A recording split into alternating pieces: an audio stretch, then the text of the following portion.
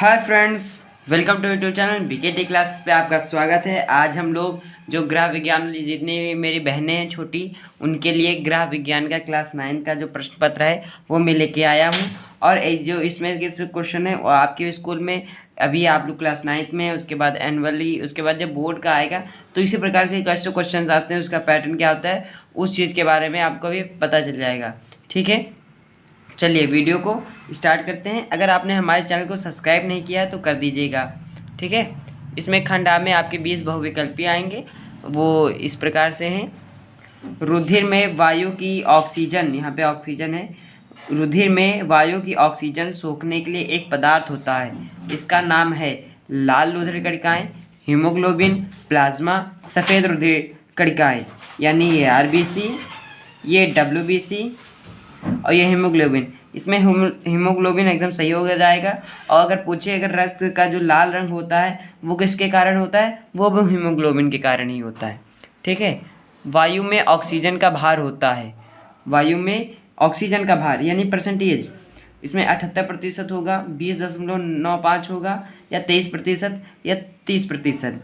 इसमें जो होगा हम लोगों का सी 20.95 यानी लगभग 21%।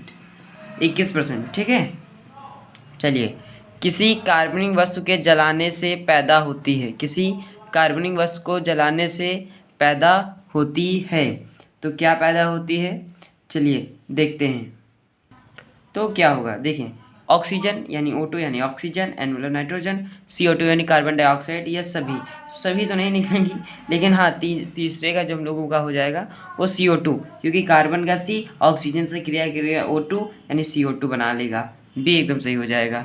निम्नलिखित में वायु द्वारा फैलने वाला रोग कौन सा है, जो ऐसा कौन सा रोग है जो वायु के फैलने से फैलता है, चेचक, हैजा, डिप्थीरिया या पेचिस। इसमें जो होगा वो चेचक होगा, यानी चेचक जिसे हम लोग यहाँ मिनी माता या माता जी से हमारे भारत में इसी प्रकार से। और ये वायु इसीलिए जो ये रोगी होता है जो चेचक का, उसको दूर कर दिया जाए, उसका मतलब अपना निजी एक बिस्तर हो जाता है, वो वहाँ पे पूजा वगैरह और उसके दवाई वगैरह जो भी। ठीक है,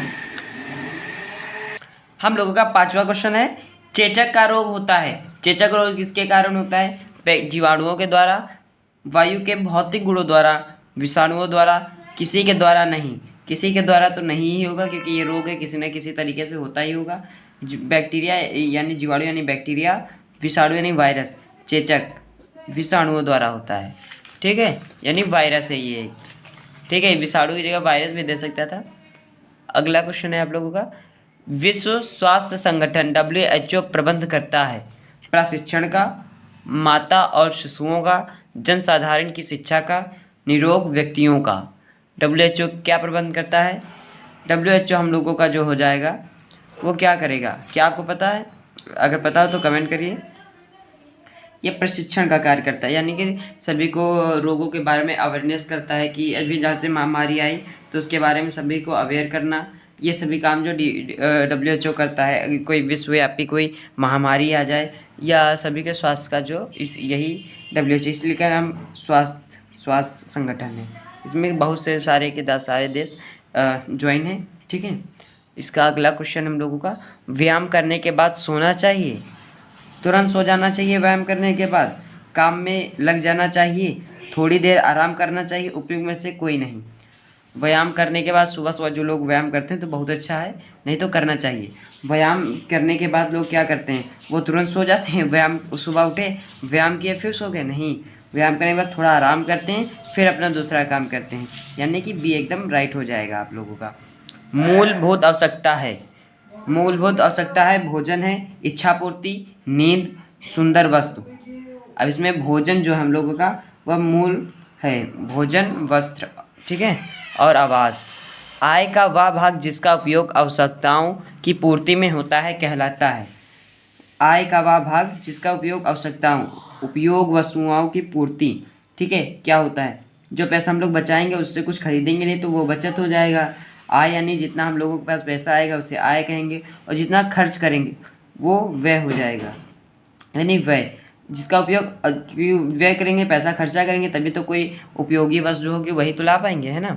गृह कार्य का मानवीय साधन है, गृह कार्य का मानवीय साधन है, क्या होगा, वह शिक्षा हो जाएगा। ठीक है, वाचनालय, अभिरुचि, परिवार की आय, ये नहीं होगा। 11वां क्वेश्चन है, थोड़ा लार्ज है। कार्य सूची तैयार करते समय किन बातों का ध्यान रखना चाहिए? कार्य सूची को व्यवस्थित रूप देना चाहिए, कार्य सूची समयबद्ध रूप में हो, कार्य सूची पारिवारिक आय के अनुरूप हो, उपयुक्त सभी बातों का। इसमें हम लोगों को सभी बातें हो जाएंगी, यानी डी एकदम राइट आंसर हो जाएगा। कार्य सूची यानी कि कोई भी एक कार्य सूची अगर बनाएंगे तो उसमें व्यवस्थित रूप होना चाहिए, सही होनी चाहिए, समय, उसमें समय का भी ध्यान रखना चाहिए, और परिवार की आय जितना पैसा उसी हिसाब से, अगर जैसे कोई आय अगर आपकी 5 रुपये है तो आप 10 रुपये की चीज़ थोड़ी नहीं ले सकते हैं ना, इसी हिसाब से हम लोगों को रहना चाहिए। सुव्यवस्थित गृह प्रबंध से तात्पर्य है परिवार के सदस्यों का स्वास्थ्य ठीक हो। सुव्यवस्थित गृह प्रबंध से तात्पर्य परिवार के सदस्यों का स्वास्थ्य ठीक हो, परिवार में सुख तथा संतोष बढ़ता है, रहन सहन का स्तर ऊंचा होता है, या उपयुक्त सभी। इसमें उपयुक्त सभी हो जाएगा। अगर सुव्यवस्थित गृह होगा तो लोग भी स्वस्थ रहेंगे, घर के लोग, और घर में शांति रहेगी, सुख रहेगा, और रहन सहन का स्तर भी ऊंचा हो जाएगा। चलिए आगे क्वेश्चन देखते हैं। अगला क्वेश्चन हम लोगों का 14 नंबर का होगा ना, 14 क्वेश्चन हम लोगों का। गृह विज्ञान का मुख्य क्षेत्र है। गृह विज्ञान का मुख्य क्षेत्र कौन सा होगा? भोजन तथा पोषण विज्ञान, घर में अर्थव्यवस्था, सिलाई विज्ञान, गृह व्यवस्था। इसमें जो 13 वाला क्वेश्चन का होगा भोजन और पोषण, यानी गृह का कैसा हम लोगों को भोजन होना चाहिए, कैसा हम लोगों को पोषण होना चाहिए, इसके बारे में। गृह विज्ञान है या कला है? विज्ञान तथा कला, विज्ञान और कला दोनों है, इनमें से कोई नहीं। जो गृह विज्ञान है वह कला भी है और विज्ञान भी है, यानी कला और विज्ञान, सी वाला एकदम राइट हो जाएगा। वायु है, वायु क्या है? एक मिश्रण तत्व या यौगिक। चलिए वायु जो होगी उसमें सभी प्रकार के, कार्बन डाइऑक्साइड भी होती हैं, आर्गन, हीलियम, बहुत सी गैसें होते हैं, ऑक्सीजन, तो बहुत चीज गैसों का मिश्रण है, यानी एकदम राइट हो जाएगा, ये एक मिश्रण है। प्रकृति में ऑक्सीजन का संतुलन बनाए रखते हैं मनुष्य? नहीं, मनुष्य तो दोहन करते हैं। कीट पतंगी, जितना कीट पतंग होगा उतने ऑक्सीजन का स्तर बढ़ेगा? नहीं ना। वन्य तथा जीव जंतु, जीव जंतुओं से ऑक्सीजन ये भी इनहेल करते हैं मानवों के जैसे ही। ठीक है, यानी डी पेड़ पौधे लगाएंगे, इसीलिए कहते हैं इको फ्रेंडली रहना चाहिए और पर्यावरण को नुकसान नहीं करना चाहिए, है ना। आगे, जल प्रदूषण का मुख्य स्रोत है। जल प्रदूषण का मुख्य स्रोत है सीवर का पानी, वर्षा का जल, वायुमंडल अपद्रव्य, कुओं का पानी।